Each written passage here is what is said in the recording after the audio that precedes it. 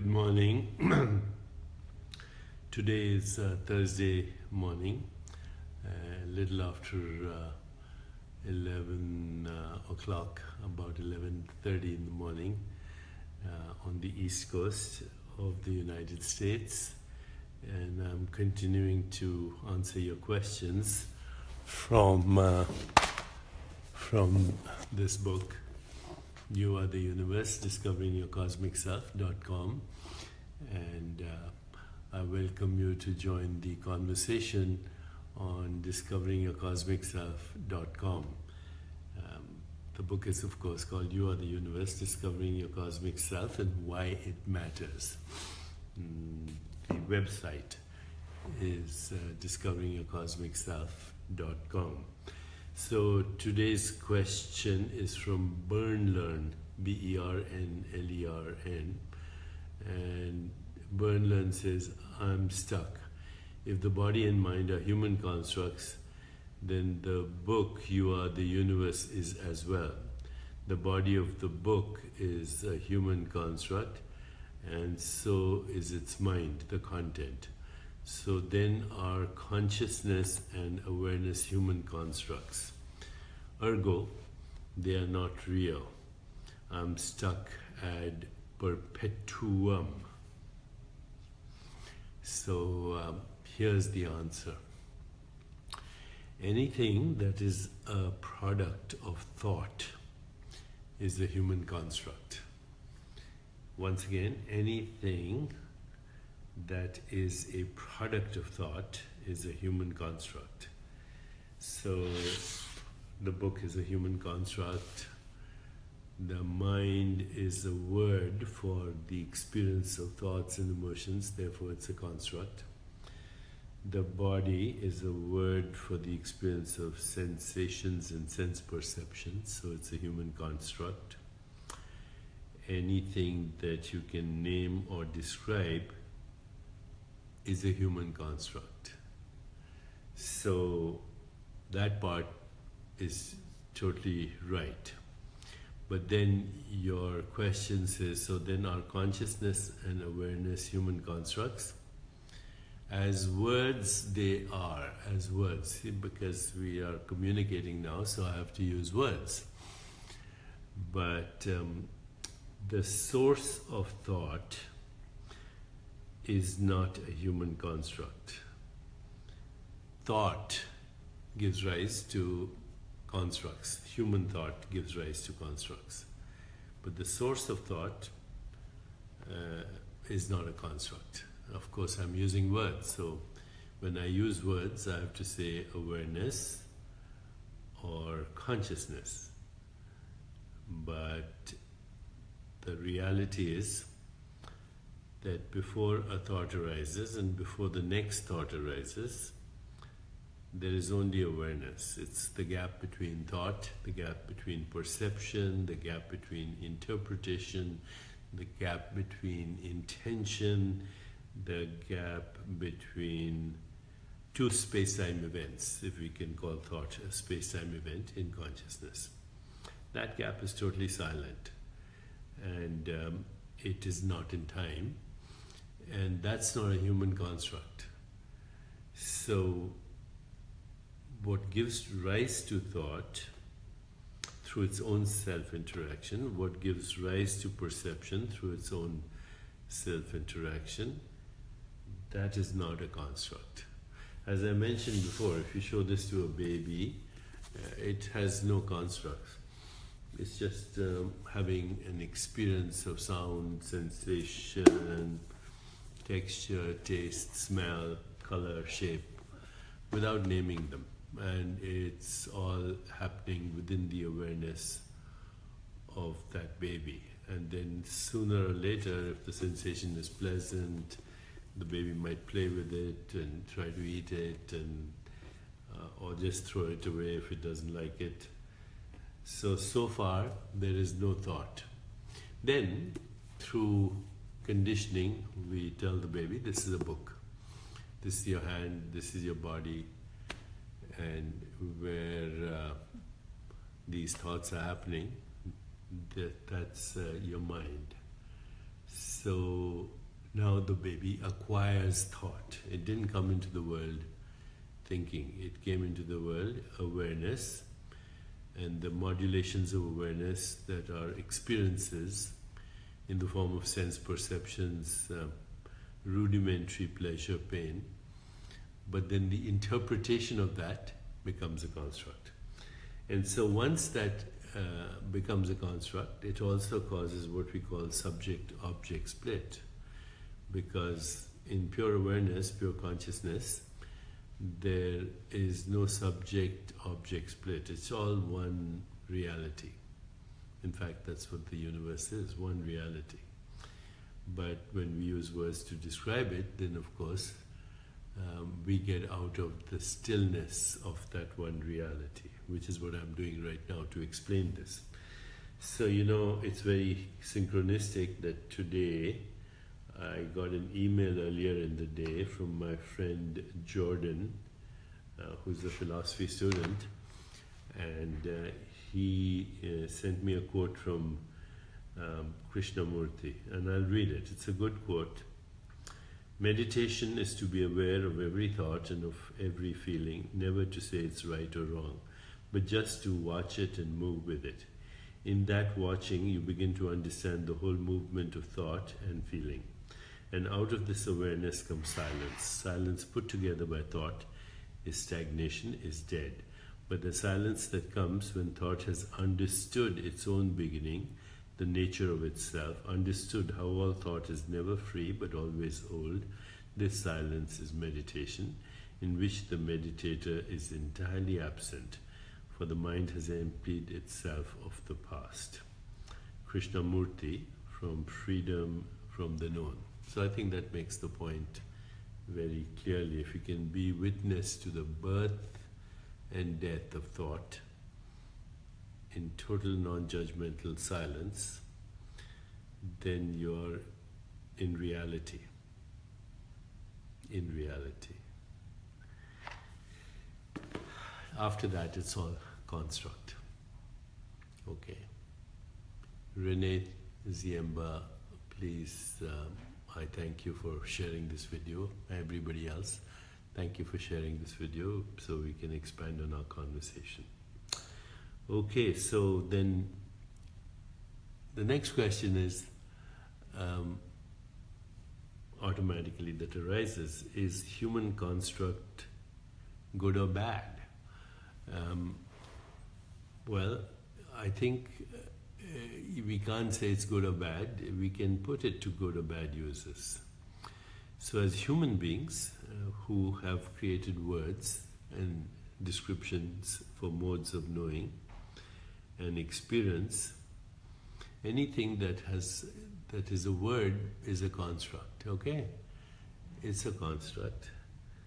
And this is what distinguishes Homo sapiens, the human species as we are, from other species. As I mentioned, I think in a previous blog post before, that up until maybe 20,000-30,000 years ago, there were many kinds of humans: Homo erectus, Homo neanderthalis, Homo floroensis, etc. They had a rudimentary language just for mating calls and survival and danger. And then one species, us, Homo sapiens, the wise ones, a name we gave to ourselves, we created language that could construct stories. And as a result, Goran Diak says, you sell demonic books. So Goran, don't read them, okay? But thanks for visiting. So one species, we started telling stories, and as a result of those stories, we actually created civilization. So what we call civilization, So had it not been for human constructs, we wouldn't have created religion, philosophy, theology, science, technology, art, music. It came from constructs. But as I mentioned before, we also created atom bombs and nuclear weapons, and now internet hacking and cyber warfare and poison in the food chain and extinction of species, and now we are risking our own extinction because we cannot differentiate between the construct and that which gave rise to those constructs. Because that which gave rise to those constructs is one fundamental formless being interacting with its own self and experiencing itself in an infinite variety of ways. Okay, so our spiritual evolution did not keep up with our capacities that came from the constructs that we created. And so we are now in what I like to call a fork in the road, and it may be the last fork in the road. Can we understand our beingness in which all is one, and therefore love, compassion, joy, equanimity are all an inherent aspect of that without using these words? In which case we can use our constructs to collectively create a more peaceful, just, sustainable, healthy world, because there's a deep inner realization that we are all one being. And that is ultimately what we call healing. Healing is wholeness, and wholeness and healing and the return of the memory of who we really are prior to the constructs can bring us healing on a big level. So right now, as I said, we're at a fork in the road where we could risk our extinction, or we could collectively heal our wounded planet and bring about a more peaceful, just, sustainable, healthier, happier world. So that Krishnamurti quote was very good, but he does say one thing that I might slightly disagree with it. He says, no thought can help you transcend thought. And that's not entirely true. You know, for thousands of years, people have used mantras to transcend thought. So mantra itself is a thought, but because there's no memory or association in the mantra, when the mantra interferes with thought, it can lead to what we call an experience or an underlying a dive into the reality, which is no mantra, no thought. Okay, so no mantra, no thought is pure awareness, pure consciousness. But we can also have that experience when we feel intense love, when we feel intense joy. So again, you know, systems of thought have created all the disciplines of science and technology, but also, you know, as I said, theology, philosophy, religion, etc. They are systems of thought. They cannot get us into reality. We have to get beyond thought to get into reality. So again, in the Eastern wisdom traditions of Vedanta, that reality is called Sat Chit Ananda. Clara Baer says, Shivoham, Shivoham. Yes, it's also called that. I am Shiva. So what is Sat? It's truth. Chit is pure awareness. And Ananda is unbounded joy or bliss. Okay, so we all have that in the background before thought arises and thought subsides. Between each thought is that timeless being, and it is not in time. It is not in time. Only thought is in time. And then that thought creates, as I said, me and the other. That's why Meister Eckhart said, the eye with which I see you is the eye with which you see me, and the eye in which God sees all of us. But see, I'm using words, right? Sheila Huli Shireen, thank you for sharing the video, and thanks everyone else who's sharing this video.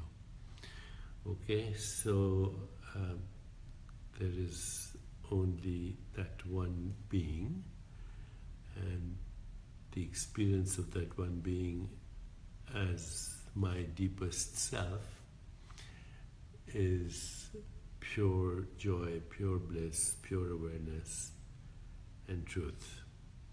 Using words, Sat Chit Anand. But we have to use words in order to communicate. So, dear Burn Learn, I hope I've solved your dilemma. Okay, silence, awareness, pure being is without construct. It's prior. That's why yoga helps us there. No philosophy, no religion, no theology can help, no science can help. But